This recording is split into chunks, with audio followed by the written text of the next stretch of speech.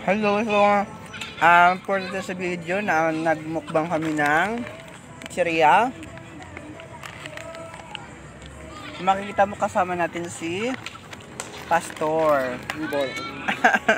Ano yung Pastor? Magay ka naman, Jake. Sabihin mo, hi. Ayoko din, bala ko. Sabihin mo lang.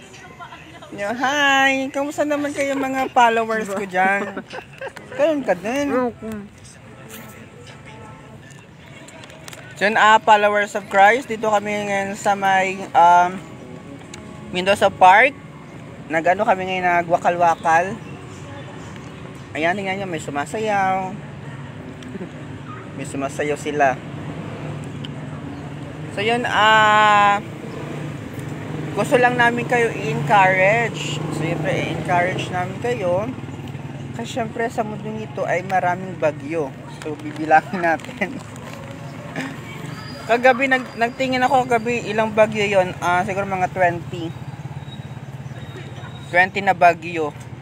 So possible ano siya, dumating siya every other iba't ibang bagyo. Updated ka ba dun, Jake? Wala, kausapin mo din sa... So yun, updated kami kasi yung bagyo, hindi kami mapipigilan. Ganon. Kahit anong bagyo pa yan, syempre i-share natin si Jesus. Amen? Amen, Jake? Amen! Hallelujah! Ganon. Nagkatawa ka, Jake?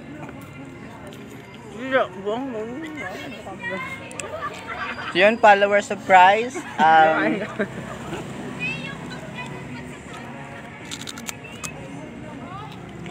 Mag-share tayo ng Word of God.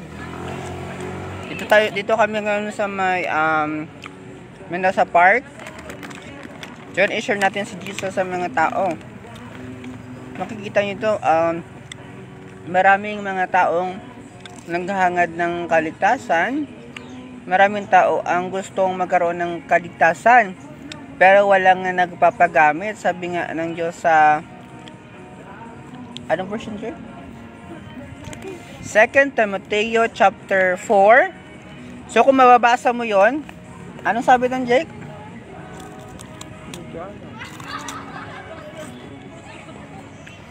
So yun, sa mga huling araw, ito yung mga magaganap sa ating pera.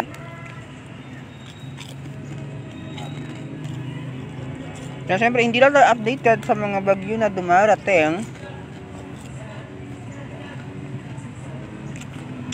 Siyempre, sa kaligtasan din natin.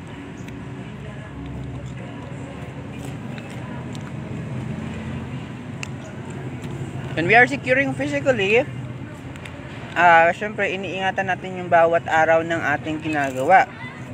But this time, iingatan din natin yung kaligtasan na ating natanggap. Amen? Amen, Jake? Mag-amen ka din, Jake? Amen. Amen. Kaya kailangan na-share natin si Jesus sa mga tao. Amen? Amen, Jake? Hallelujah. Amen! Hallelujah! Praise the Lord! So yun, followers of Christ, see you later. So from Taytay, hallelujah, we are very excited. Bakit nagatawa-tawa kayo? So from Taytay, see you tomorrow. Ha? Hindi ako sanay mag-vlog. So see you tomorrow, Taytay. We are going to visit Taytay, Palawan. Hallelujah. At patuloy natin i-share sa mga tao si Jesus Christ. Kung ikaw man ay nangihina, Jake. Wala, Kung nangihina ka man dahil may bagyo, hindi yun rason, kapatid. Amen? So yun, kahit may bagyo, kahit makulimlim, share mo pa rin si Jesus Christ. Kasi hindi tayo nabubuhay sa ating emosyon lamang. Amen? Hallelujah. So, hindi tayo nabubuhay sa emosyon lamang. Kung mainit man o bumagyo, hindi tayo mapipigilan para ipahayag si Jesucristo sa mga tao. At syempre, hindi lamang sa Palawan, ay hindi lamang sa Puerto Princesa, but in every municipalities like Taytay, like Nara and the Brooks Point, Batarasa.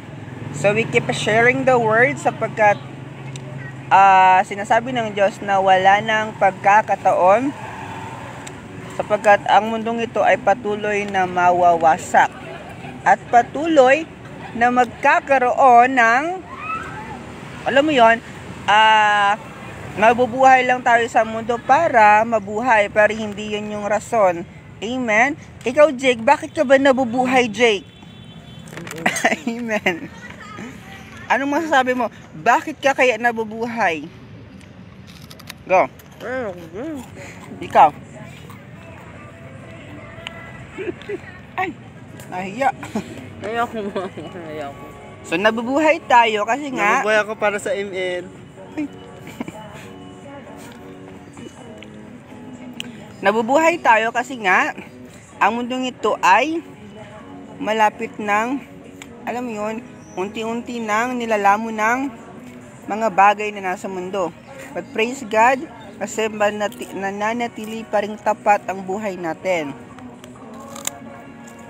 Nakabila ng, alam mo yun, yung pagkukulang natin. Minsan hindi na tayo nakakapagbasa ng Bible. Pero hindi yun rason para hindi natin ipagpatuloy yung ating nasimulan sa harapan ng Diyos. I believe na nanonood ka at magkaroon ka ng kalakasan. At makilala mo si Jesus Christ sa buhay mo. Hallelujah. See you, Taytay. God bless you so much. God bless you and shalom.